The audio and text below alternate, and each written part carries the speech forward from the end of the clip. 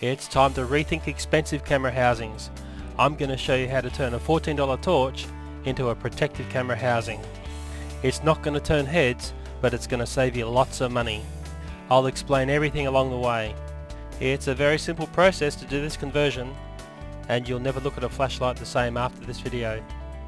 First, there's a warning.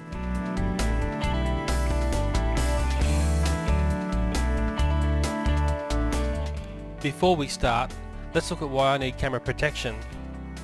I'll be blowing up this toy car for an upcoming video. To have a huge visual impact, I will place a video camera extremely close to the action. Before I blow up this car, I'll have to do some tests to establish a good visual effect. During the tests, the camera will be very close to the miniature fireball. A naked video camera would be damaged in such close proximity. For those of you who are not metric, the toy car is 3.5 inches long and 1 inch high. The $14 housing is protecting the camera completely. It's time to get out of the house and let's go shopping. I will look at several flashlights before making my purchase. I've crafted a milkshake container to the size of the video camera to be housed. I'm trying very hard not to look suspicious while I'm making this video. That's very difficult. There seems to be so many flashlights to choose from. I'm pretty keen on this cheap Chinese made HP Xenon. Although it's completely sealed in impermeable packaging, I feel it's a good choice. Let's have a quick look at a Sony Splash housing. There are some nice features attached to a high price. There's an external camera control, a tripod pickup, a large viewfinder window and mirror LCD viewing available. The front viewing port is totally sealed and if damaged, impossible to replace. An external microphone which is so-so. A lovely mounting sled to attach a camera. Inside are connections for camera control and the microphone. It's a lovely unit, but it's too expensive to put into danger zones. It costs almost as much as today's compact video cameras. Let's start to convert this flashlight into an El Cheapo camera housing, and it's a timely reminder to do your homework to best suit your camera to a flashlight if you are to attempt a conversion. My camera is a Panasonic NVGS 330. It's the first non-Sony camera I've owned, and it's quite large for a compact camera compared to others on the market. First we will remove the lamp and reflector to see what's inside. On the lamp side, the battery terminals and reflector will be removed. On the body side, the battery post and terminals will be removed. First, we will sort out the reflector end by removing the lamp and rubber surround, which is a very handy feature to have. This will reveal the glued area where the front lens and reflector are joined. Depending on which day of the week this is glued, it may be easy or hard to separate. I'll use a screwdriver to prise away the glue join. As it gives, there is a telltale noise of release. Once the joint is weakened, I will knock the reflector and lens forward to release. I'm being very careful with the hammerwork here. Now the reflector and lens are free, you can discard the reflector but keep the lens. The glue will have to be removed so our lens can seat easily. I'm using a Dremel tool for this process. Using the lens again, check to see if it's a clean fit. This is now our template to cut flat plastic disposable lenses. I am using 3mm clear acrylic, also known as Perspex, as a front lens. And once cut out and linished, it looks like this.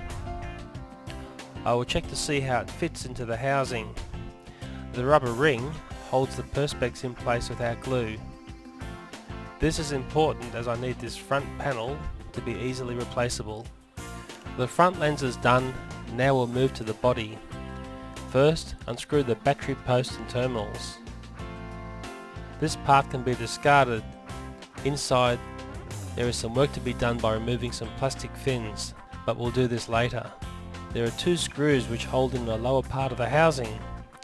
We'll need to separate this away, and it will reveal a section which we'll have to cut out. At this time, the camera still does not fit into the housing, so these alterations have to be done. I've marked out the area which needs removing. Again, I will use a Dremel tool with a cutting disc. It's best to secure down the flashlight body and move the tool to do this cutting. I carefully work around all the areas requiring cutting. Now the cutting is done, the plastic piece can be removed and discarded. The edges where the cutting was done will need a tidy up via some file work. It's important here to remove any sharp plastic areas as it may scratch your camera during installation, so be fairly thorough here. Finish off with some light grade sandpaper over all the cutout area. Now it's time to remove those nasty internal fins. I found a set of needle nose pliers made light work of removing these. By twisting each way, the plastic breaks free, almost flush. What looked like a very difficult job was relatively simple. A light sanding does wonders once they're removed, and send those fins to the bin. At the rear of the housing you'll find a security post will need removing. Again, I use the cut-off disc. Now we are at a stage where the camera easily slides into the flashlight body. The other components can now be fitted, and there are only some minor details to secure the camera in place. We're almost done. The camera will need support inside the housing. At the moment it freely rattles in all directions. A flat bed will be needed below the camera and a cushion support above. We want the camera to be a snug fit and as close to the front lens as possible to avoid reflections. At this point there are many options to support the camera, and depending on your requirements various materials can be used to support. Before I had made this example flashlight housing, I had made two of the solid styrene camera base support housings. There is a build-up backstop to position the camera forward. For my work I need solid flat support. This third housing will have soft foam base support. Even the backstop will be foam.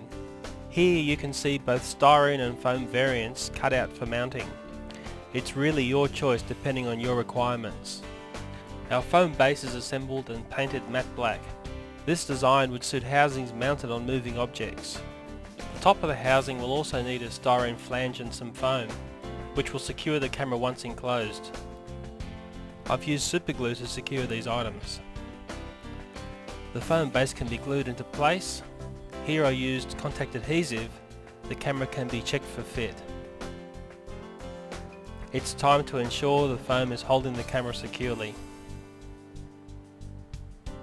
We will need to add a hole so we can view the eyepiece. This will be done with a hole saw.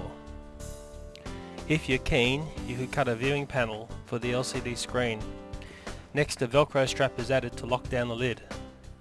Drill and screw the Velcro. Use a washer here so the Velcro is wedged tight. Add some adhesive Velcro to both sides of the housing and we're done. Adding a level indicator would be a nice improvement. All up in real time. To do this work takes 1 hour.